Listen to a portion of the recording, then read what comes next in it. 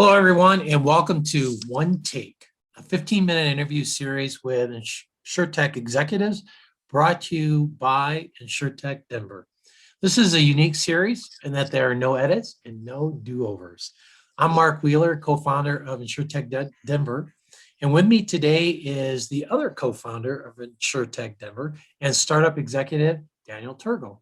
Daniel, welcome. Thank you, Mark. Thanks for having me. As always, great to be with you. Hey, no worries. Thank you. I appreciate you carving out some time to just meet with folks today. I got a series of questions for you that we'd like to try and go over. And we've got, about 15 minutes to take and go through this. So we're going to be on. So let me start. So what brought you into the insurance industry and into InsurTech? Okay, well, let me go back to after I came out of undergraduate. I was self-employed and overseas in Shanghai, China, and looking at many different industries over there. Early on, was involved in the automotive industry there and plastics consulting, and started thinking about what I wanted to do beyond that. I always knew I wanted to go to business school, but started looking very heavily at insurance at that point, was very influenced by investments also, and became a big fan of both Warren Buffett and Charlie Munger. And so was very attracted to that personality of Warren Buffett and started really reading about the insurance industry from that prism. And then I decided when I did go to business school that I wanted to study insurance, excuse me, and get into the insurance industry. And so I was one of those people that actually purposefully wanted to go there. I did that. So I went to the Wharton School, studied insurance there. And then I got a job with Arch Reinsurance after school, was with Arch Re for 6 years, learning all about underwriting and marketing and reinsurance, both on the facultative side and treaty. And I was doing it worldwide, got an opportunity to work for a while in Europe and then over in Asia, which again brought me full circle. So for InsurTech, about 5 years ago, I was having some conversations with some mentors in the business, folks at Arch Re and outside. Many of them said, look, the future of insurance is clearly InsurTech. So I decided to start looking more into it. And I was in my job function also becoming more involved in technology and coding. So that's what set me off in the path of InsurTech. That was really around 2015, 2016.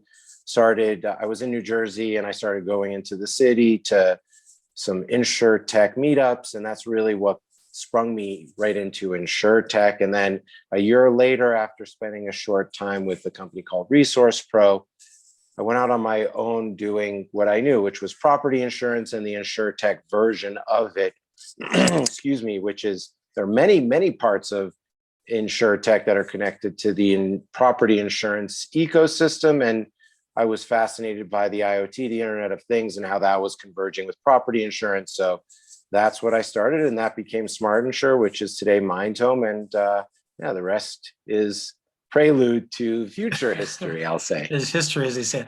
Well, I just learned a whole lot about you that I didn't even know. We've known each other for about 3 years now. Yeah. So tell us more about your business. You mentioned, the Internet of Things and smart home, and we've seen that category grow a lot. Right. So tell us kind of where you fit, in how you manage in that space. Sure. I'll go back to the history for a minute. So Smart Insure was conceived back in 2017, 2018 with the idea of taking advantage of the low-cost sensors that were flooding the market and using them as indicators for risk, and particularly with preventing risk. And over the last 4 years, we've seen huge price cost reductions continue, better connectivity, more reliability, and just further development within each niche of property. So this spans the gamut. I think you've seen a lot of companies on contents property, tracking with GPS, tracking temperature, humidity. For us, our focus was always the actual property, buildings, homes. That's really my background in terms of the most underwriting that I had done. So what we started to see was that the major categories of losses in property which are catastrophe related, so your hurricanes, your earthquakes, et cetera. And then the other two big ones for inside property would be water and fire. So what we started to look at was what solutions are currently available, what solutions are going to be coming on over the next 5 to 10 years of the curve, and most importantly, what else is going on in InsurTech that's going to continue to support such a data-driven ecosystem. And by that, I'm talking about drone and aerial imagery, AI for computer vision and recognizing contents and damage. One of the things I point to also is the corollary over to auto, how far ahead auto is, especially on the claim side, and being able to use those same tools, albeit from your phone's camera, your phone sensor, to get a real good, accurate description and pictures of damage and then assess.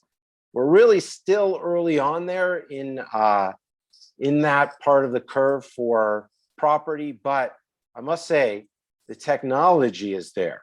So it's all about adoption right now. So we're still getting a lot of insurers comfortable with this, but they are moving quickly. We're seeing that more and more, even though it sincerely or seriously trails auto right now.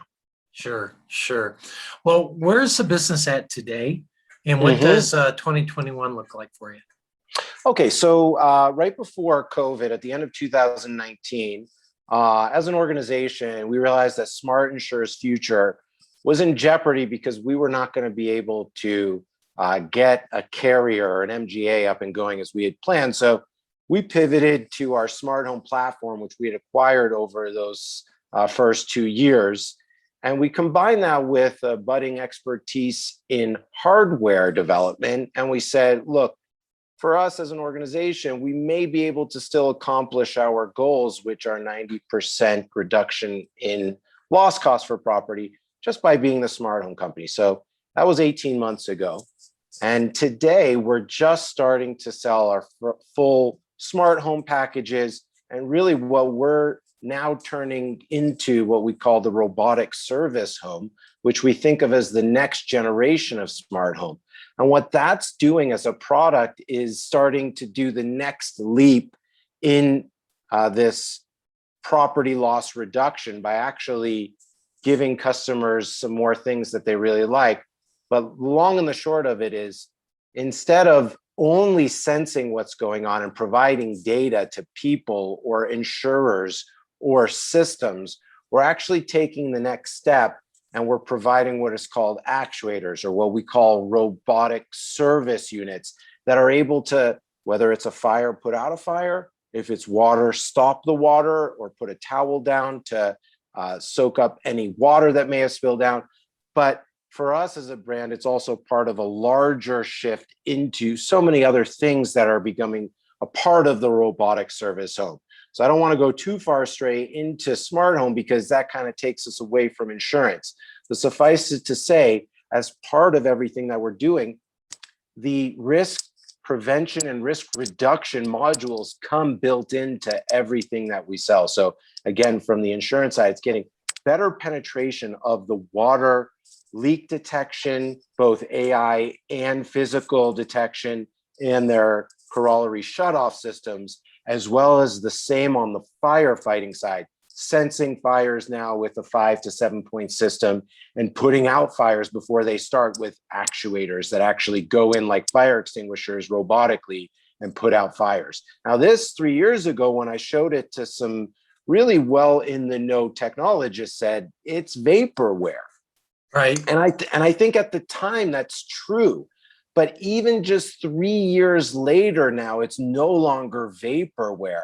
And what's so beautiful, and why I really give the insurance industry a lot of credit, is that in many ways, they're leading this by putting out some of the very research and development that's underpinning the gains that can be had on the loss reduction, kind of, if you will, putting that fruit up there, that low-hanging fruit, for us to then go and chase and try and get those solutions into the market. We're doing it now, again, for our company, very early. We've only sold a few packages. We're just at the beginning of being able to ship and then get customer feedback. We expect to sell 100 packages over the next 6 months, but that's a stretch.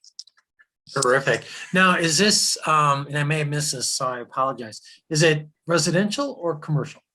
This is residential. Yeah, that's a Okay. good point. So the same principles apply to Mhm. commercial, both where we think of first the neighboring commercial line, which is commercial residential, of course, right? So Sure. multifamily, multi-dwelling, et cetera. Same principles apply directly to that, other than when you have high rise, which already has so many of the firefighting prevention built in, right? Right. But not water, actually. So water prevention is really key for those buildings as well, because it's not necessarily built in yet.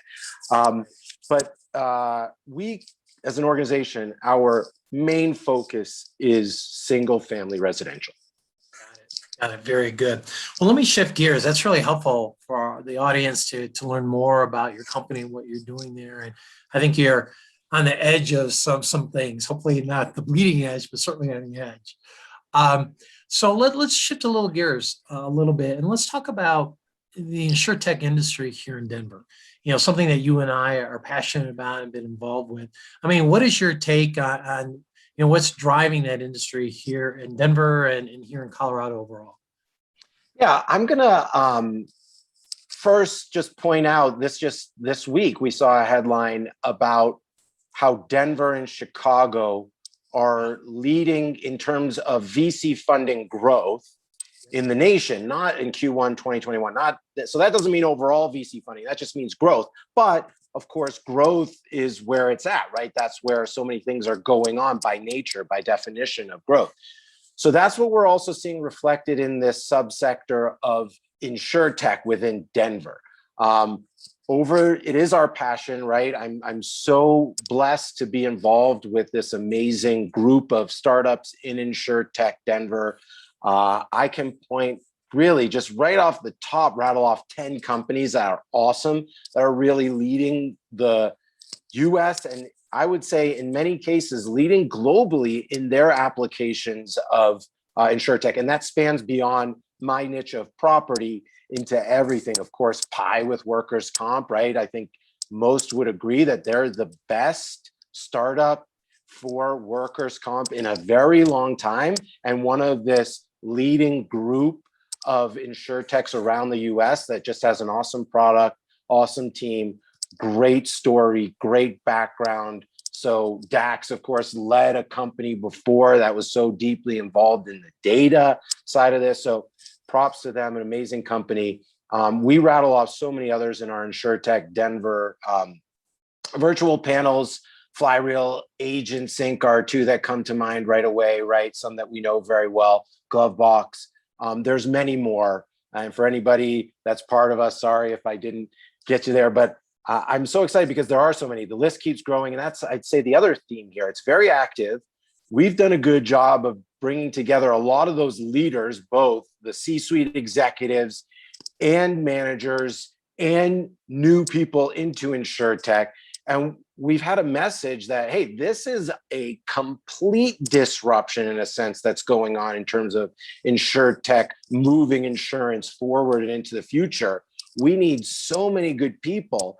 And in Denver itself, as part of that story that I started with, growing in terms of VC funding, it's a big winner in the fallout from so many different shifts going on. First from COVID, second from incredible growth, right? As they say in the market, the cure for high prices is high prices.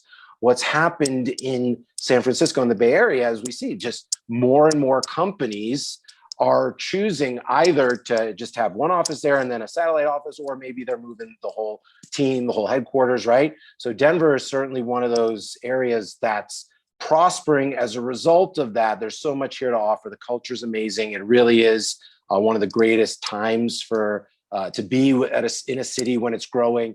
InsurTech Denver, the InsurTechs, the quality, the minds, both from product and marketing. I think that's the other thing that we don't talk about a lot here, but I do want to give it its due for a minute.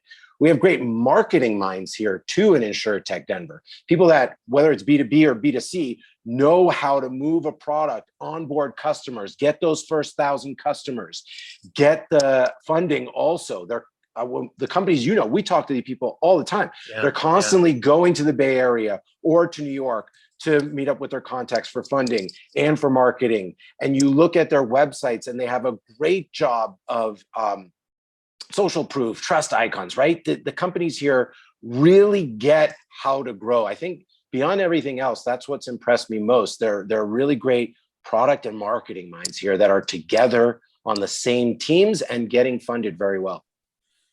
Yeah, I would add to that just a little bit, just my observations. There's a different kind of business environment here as well, in that it's relatively friendly. We talk about co-opetition, we compete with each other, but at the same time, I think it's a friendly environment too. And I think that brings people in. And certainly the technology skills that are here in Denver, that you don't have to go to the coast, to find that great engineer or whatever you may need. So I think that's great. Well, listen, we only have a couple of minutes left. I'm going to shift gears on you totally. All right. We're going a different direction. So this is to help the audience learn a little bit more about you. So I'm going to have a series of rapid questions I'm going to ask you. So answer whatever comes to the top of your head. Okay. So what songs or artists are on your playlist? Okay. So I have Dave Matthews.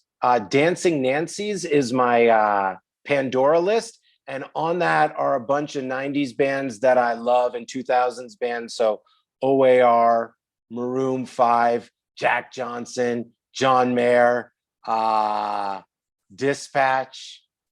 Yeah, that's all right. Those are all good. Those are all good. So a question for you, being in Colorado, how many days of skiing have you got in? This is tough. I think we ended up with maybe 7. I'm usually up at Eldora with my kids taking lessons there. I live right outside of Boulder, so it's so easy. Every week on Sundays during the winter, really it's been my routine for the last 4 years. This year with COVID, we didn't do that. We expect to go back next year. I got 2 kids, 10 and 7. So they'll be back out there next year. But yeah, this was as good a year as it was for snow, and it's still snowing in the end of April. It's like, but it was an off year for us. I hear you. All right, a couple more here. Now that we're kind of coming out of COVID, what's going to be the first restaurant you go to? Ooh, okay. So there's a great vegan restaurant in Denver that we love, but I'm probably not going to go there first. I'm going to look that one up as I answer this. Probably going to go to our. Oh, that's tough. Okay, Watercourse is the one in Denver I'm talking about. So the first Denver restaurant I'm going to is Watercourse. For food, probably Busaba is a Thai restaurant here in Louisville that we love. I'll probably make it there first because they got a patio too. They've done a great job. Well, there you go. Well, hopefully you can have a date night. So yes, we'll make it good for you. Long time coming. There you go. There you go. All right. So final question for you. So Saturday night, you're wrapping up, you're kicking back. What's your favorite beverage? Is it craft beer, wine, distilled, mixed drink, non-alcohol, something else? Yeah. Okay. So kick back. So I used to be a very not big drinker, but jolly drinker, and enjoyed beer, wine, and scotch. I haven't really drank though for the last few years. So I do. I'm a caffeine addict, so cold brew is my drink of choice, but I also have become a bit of a kombucha snob. So I know there's hard kombucha out there too, but yeah, I like the ginger berry from GT's, and there's some Brew Doctor and other brands out there that I love, but yeah, I'm not a big drinker. Terrific. Well, thank you for sharing all of that. Thank you for your time today to tell us more about your business, and congratulations and continued success on that, and for sharing a little bit more about who you are and what you're doing. So that's it for today. So thank you everyone for stopping in, and Daniel, again, thank you so much for being with us. Thanks for having me, Mark. Take care. Bye.